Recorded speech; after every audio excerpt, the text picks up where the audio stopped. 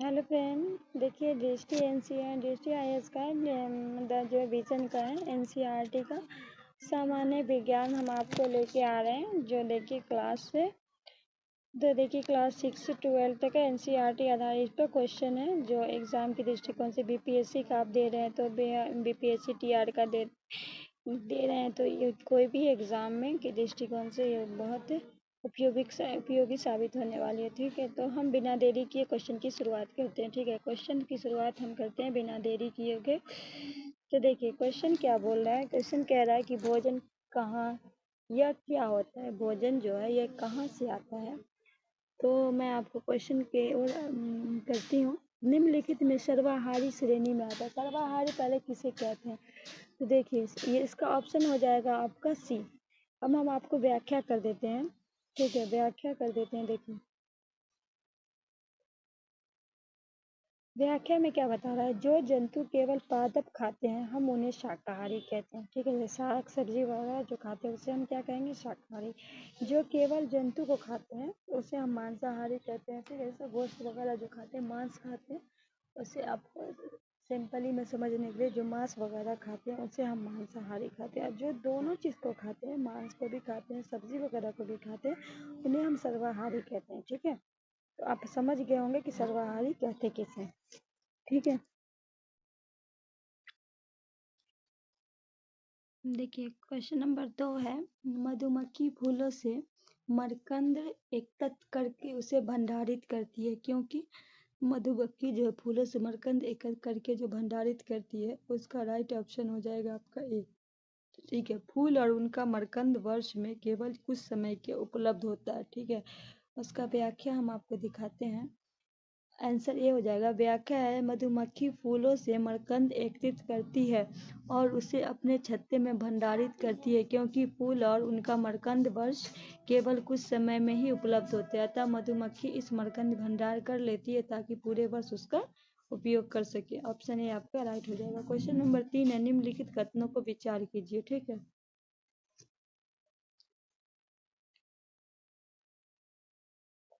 तो इसका जो है, देखिए इसका आंसर मैं आपको पहले बताती हूँ, इसका व्याख्या कर दूंगी। ठीक है, 2 और 4 है।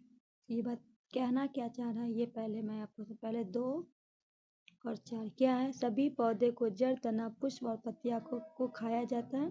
कौवा मांसाहारी जीव है। ठीक है, अभी इसको आगे बढ़िए, आगे बढ़िए। साइंस का है। ठीक है, आप टीचर का एग्जाम दे रहे हो या बीपीएससी भी, तो जो भी दे रहे हो सबके लिए है। ठीक है, साइंस स्टूडेंट के लिए और बेस्ट है। ठीक है, तो देखिए व्याख्या क्या कह रहा है।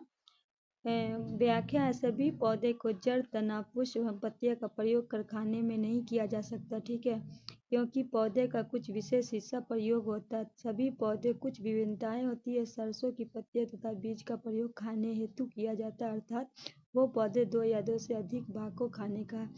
कौवा जो है सर्वाहारी है। वहाँ क्या लिखा हुआ था, कौवा कौवा मांसाहारी है, नहीं वो सर्वाहारी है। ठीक है, मतलब क्या है, वो मांस और ये दोनों खाता है, साग सब्जी दोनों खाता है, इसीलिए वो क्या है, सर्वाहारी। मैंने अभी बताया था ना सर्वाहारी किसे कहते हैं। तो ये सूची का मिलान देखिए, ये सूची को हम आपको मिला देते हैं। ठीक है, फिर क्या है कि शेर और बाघ क्या है, दूसरे जंतु को खाते हैं। ठीक है, शेर और बाघ जो क्या है, शाकाहारी क्या हो जाएगा आपका,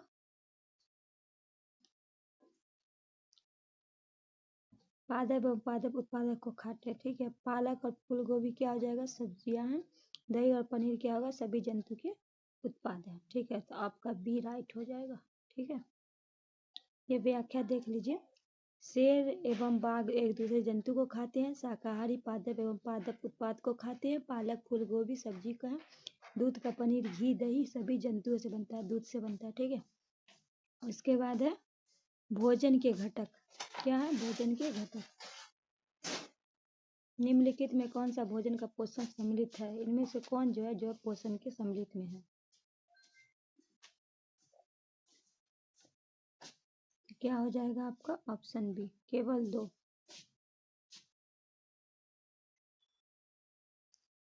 नहीं, ऑप्शन बी 1 और 2 क्या हो जाएगा, ऑप्शन बी है यहाँ खनिज लवण और विटामिन ऑप्शन, ठीक है। ऑप्शन बी आपका राइट हो जाएगा। इसका व्याख्या देख लीजिए। इसका व्याख्या है, भोजन के मुख्य पोषक तत्व में कार्बोहाइड्रेट, प्रोटीन, वसा, विटामिन तथा खनिज लवण सम्मिलित है। इसके अतिरिक्त भोजन में आहारी रेशो, रुक्षांश और जल भी होता है। रुक्षांश हमारे शरीर को कोई पोषण प्रदान नहीं करता।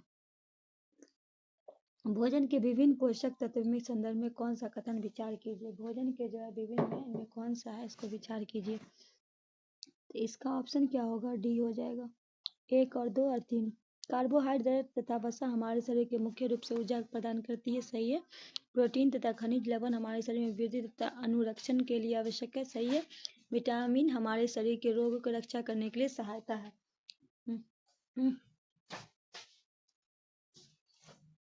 इसका हम आपको डिटेलिंग दिखा देते हैं, व्याख्या कर देते हैं।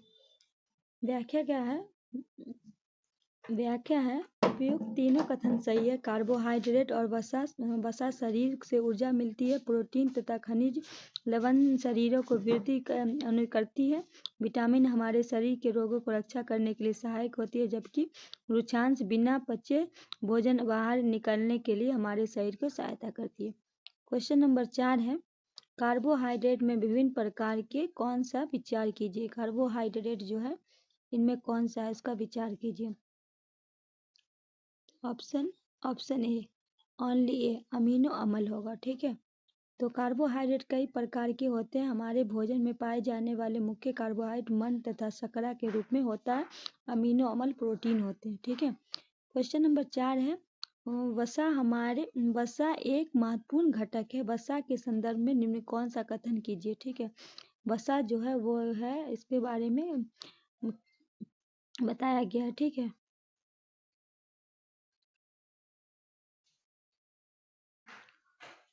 तो यहाँ इसका ऑप्शन दे रखा है। पहले ऑप्शन आपका बी राइट हो जाएगा, 1 और 2। 1 और 2 है, तो पहले यहाँ देख लीजिए कि 1 और 2 में है क्या। 1 और 2 है, भोजन के वसा की अत्यधिक मात्रा मोटापे के कारण होता है। वसा हमारे शरीर में ऊर्जा प्रदान करती है, ठीक है। ऑप्शन आपके क्या हो जाएगा, ऑप्शन बी राइट हो जाएगा। ऑप्शन बी आपका राइट हो जाएगा,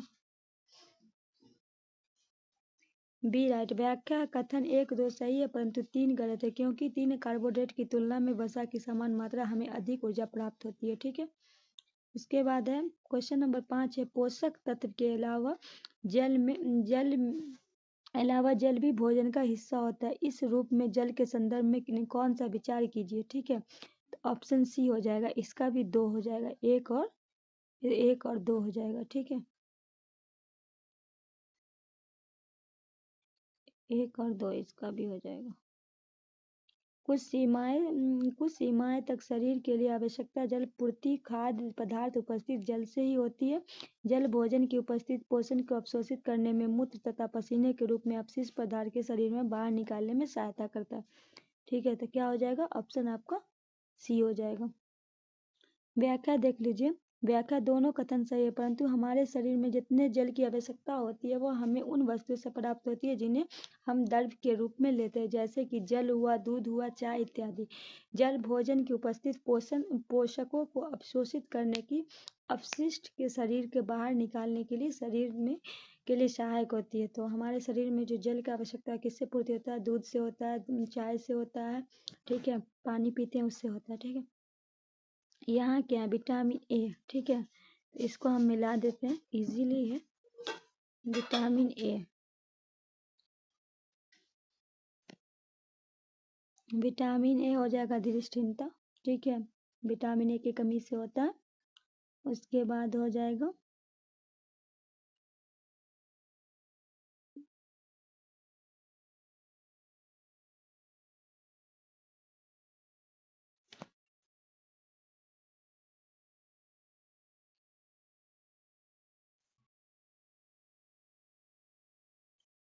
vitamin P1 beriberi, vitamin C हो जाएगा स्कर्बी, विटामिन डी हो जाएगा रिकटेस सुखंडी, इसको बोलते हैं बच्चे को टेढ़ा मेढ़ा हो जाता है ना। देखिए ऑप्शन ए आपका राइट हो जाएगा। तो हम आपको बता देते हैं। व्याख्या: विटामिन ए की कमी से दृष्टिकोण रतौंधी होती है, कमजोर दृष्टि, अंधेरे रात में कम दिखाई देते, कभी कभी पूरी तरह से दिखाई देना बंद होती है। रतौंधी का लक्षण: विटामिन बी की कमी से बेरी बेरी रोग होती है, दुर्लभ पेशियां और काम करने में कमी इस रोग से लक्षण है। विटामिन सी की कमी से स्कर्वी रोग होती है, जो मसूड़े का खून निकालती, घाव भरने में अधिक समय लगता है। इस रोग के प्रमुख लक्षण: विटामिन डी की कमी से रिक्टस होता है, इससे अस्थियां मुलायम होकर मुड़ जाती हैं। ठीक है, क्वेश्चन नंबर 7 है, निम्नलिखित में कौन सा कथन असत्य है? तो इनमें से कौन सा? विटामिन बी से घाव बढ़ने में जाता है, ये विटामिन सी से है। ठीक है, विटामिन ए का त्वचा की आंखों का स्वस्थ रखता है, ये सही है। विटामिन सी रोग लगने के लिए भी सही है। विटामिन डी हमारे लिए ठीक है। ये जो है विटामिन घाव भरने के लिए नहीं है, घाव भरने के लिए कौन हो जाएगा? विटामिन सी हो जाएगा। ठीक है, उसके बाद है, इसके बाद बढ़ते हैं आगे की ओर। ठीक है, तो इसका देख लिए ना हम। निम्नलिखित युग्म में मतलब है विचार कीजिए। क्वेश्चन नंबर 8 है, 8 है, निम्नलिखित में से मतलब इसमें से विचार कीजिए। 1 और 2, 1 और 2, आयोडीन से घेगा होता है रोग और कैल्शियम से। लॉ जो है ये इससे नहीं होगा, इससे जो होता है वो विटामिन सी की कमी से दंत का प्रॉब्लम अभी दिखाया गया ना। लॉ के जो अरक्ता की बीमारी है, जैसे रोगी को कमजोरी अनुभव होता है मतलब ब्लड की कमी से। तो आगे देखिए, व्याख्या है, लंबी अवधि तक पोषक के अभाव के कारण होने वाले रोगों में अभाज्य रोग कहलाते हैं। कैल्शियम की कमी से अस्थि एवं दंत संबंधी विकार होता है। आयोडीन की कमी से घेगा रोग, गर्दन की ग्रंथि तथा फूलना और बच्चों के मानसिक विकलांगता का प्रमुख लक्षण है। लौ की कमी से अग्रता होती है, इसके कारण रोगी कमजोर अनुभव करना। क्वेश्चन नंबर 9, मानव शरीर में धीमी वृद्धि निम्नलिखित में किसकी कमी से होती है? आप हमको बताइए, मानव शरीर में जो होगी धीमी गति होगी वो किसके कारण होती है? क्या विटामिन के कारण होती है, प्रोटीन के कारण होती है, वसा के कारण होती है?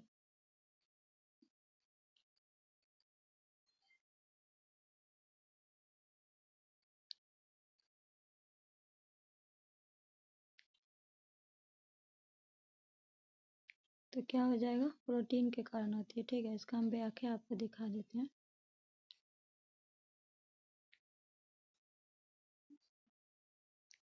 बहुत इंपॉर्टेंट है, हम 20-20 क्वेश्चन नहीं होगा, लॉन्ग वीडियो होने के कारण 20-20 क्वेश्चन लेके आपके सामने आएंगे। तो बी है, व्याख्या, मानव शरीर की धीमी वृद्धि प्रोटीन की कमी के कारण होता है। यदि प्रोटीन में कार्बोहाइड्रेट दोनों से किसी व्यक्ति को आहार लंबे समय तक अनुपस्थित रहे तो उसकी वृद्धि पूरी तरह से अवरुद्ध हो जाएगी। ठीक है, तंतु और उसके वस्त्र तक। ठीक है, तंतु से वस्त्र तक। तागा धागा पतले तंतुओं में मिलकर बनता है। इस तंतुओं के संदर्भ में कौन सा कथन सही नहीं है? पहले तो एग्जाम में ये देख लीजिएगा कि पूछा क्या है। कभी कभी इजली क्वेश्चन भी गलत हो जाते हैं, क्योंकि पूछता है क्या सही नहीं है, हम एकदम ये तो आसान है, इसका यही होगा, और वही हमसे गलतियाँ हो जाती है और वहीं से हमारा रिजल्ट न बनने की। तो जूट नारियल की बाहरी आवरण होता है, ये जो है ये गलत है। ठीक है, क्यों गलत है ये हम आपको देख बताते हैं। व्याख्या है कि धागा जो है, धागा अनेक तंतुओं की पतली लकड़ियों से मिलकर बनता है। ठीक है, धागा क्या बनता है? पतली लकड़ियों से मिलकर बनता है। रुई और जूट जैसे तंतु पादपों में प्राप्त होता है। जूट पटसन के रेशों से पटसन द्वारा द्विबीजपत्रीय रेशेदार पौधा है। ऐसे पाट या पटुआ को भी कहते हैं। रेशम और ऊन को दोनों जंतुओं में प्राप्त होते हैं। इनमें रेशम तंतु कीट कोकून खींचा जाता है। ऊन भेड़ बकरी के खरगोश ऊँट याक प्राप्त होता है। कथन बी गलत है।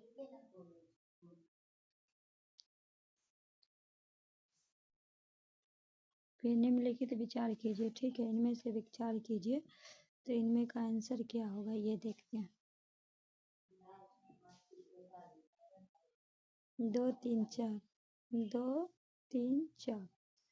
तो देखिए हम आपको इसके बारे में बता देते हैं। ठीक, कपास, जूट, फ्लैक्स, रेशम तथा ऊन के तंतुएं पादपों द्वारा जंतुओं से प्राप्त किए जाते हैं, अतः इन्हें प्राकृतिक तंतु कहते हैं। प्राकृतिक तंतु किसे कहते हैं? तो कपास, जूट, रेशम तथा ऊन तंतुएं पादप तथा जंतुओं से प्राप्त होते हैं। ऐसी रासायनिक पदार्थ जो निर्मित तंतु जिनका स्रोत पादप अथवा जंतु नहीं है संश्लिष्ट तंतु कहलाते हैं।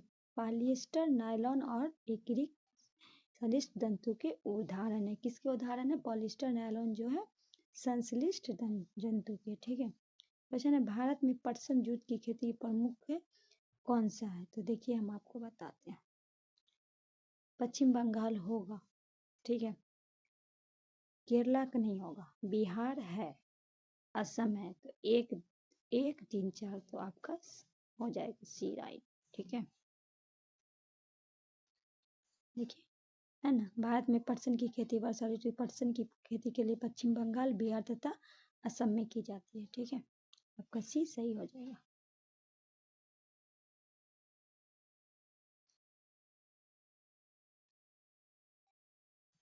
निम्नलिखित में विचार के पटसन जूट पादपों का पुष्प अवस्था में काटे जाते हैं, इनमें से कौन सा विचार का है? तो इसका हो जाएगा पटसन जूट पादपों को पुष्पन अवस्था में काटे जाते हैं। उसके बाद है पटसन तनों द्वारा दिनों तक जल में डूबकर रखते हैं, सही है। रेशों का धागा बनाने की प्रक्रिया कताई कहलाती है। इनमें से तीनों सही हो जाएगा, यह है ना। सामान्य पटसन पादपों को पुष्प अवस्था में काटे जाते हैं। फसली कटाई के पश्चात पादपों को तने के द्वारा दिनों तक जल में डुबाकर रखते हैं। जल में डुबाने से तने गल जाते हैं और पटसन जंतुओं में पृथक कर लिए जाते हैं।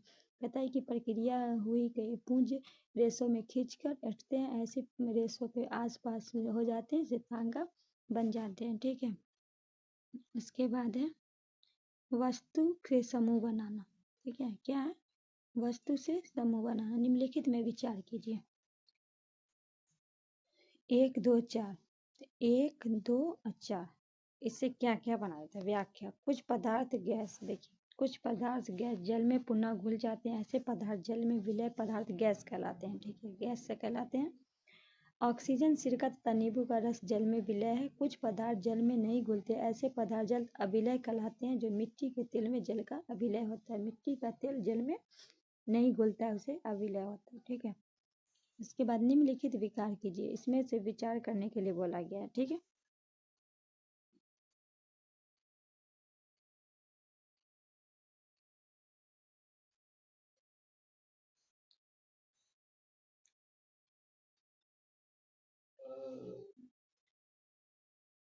तेल लगा कागज, क्या होगा? तेल लगा कागज। अब इसके बारे में हम बताते हैं, ये पारदर्शी अपारदर्शी के बारे में। ठीक है, व्याख्या है वह पदार्थ जिसके आर पार स्पष्टता से देखा जाए उसे हम पारदर्शी कहते हैं। जिसे हम आर पार देख सकते हैं, तो तेल लगा कागज तो आप देख सकते हैं। ठीक है, नक्शा उखाड़ने में हम लोग गांव में इसे काम करते हैं, तेल लगा के उस पर ड्राइंग कर लेते हैं।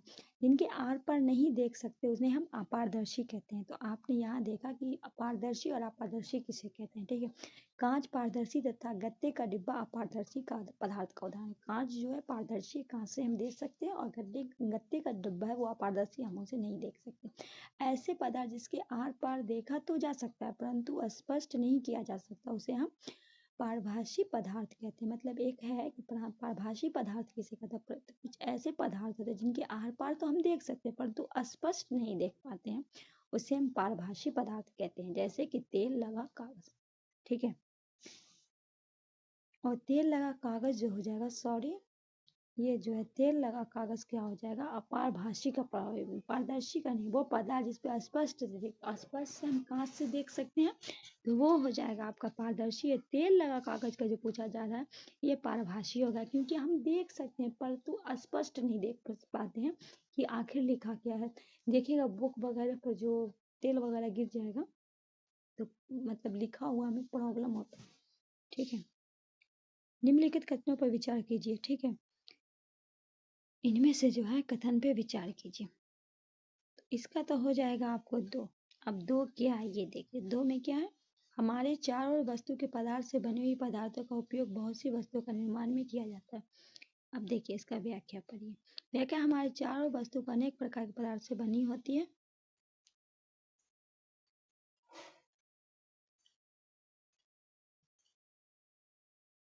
हमारे प्रकार से बनी होती है, ना कि पदार्थ से। ठीक है, तो हम यहीं पर वीडियो को रोकते हैं। ठीक है, कल हम पढ़ाएंगे, कल आगे होगा पदार्थ का पृथक्करण। ठीक है, पदार्थों का पृथक्करण कल यहाँ से शुरुआत करेंगे। बस आज की वीडियो में इतना ही, मिलते हैं नई वीडियो में, तब तक के लिए दीजिए इजाजत। अल्लाह हाफ़िज़।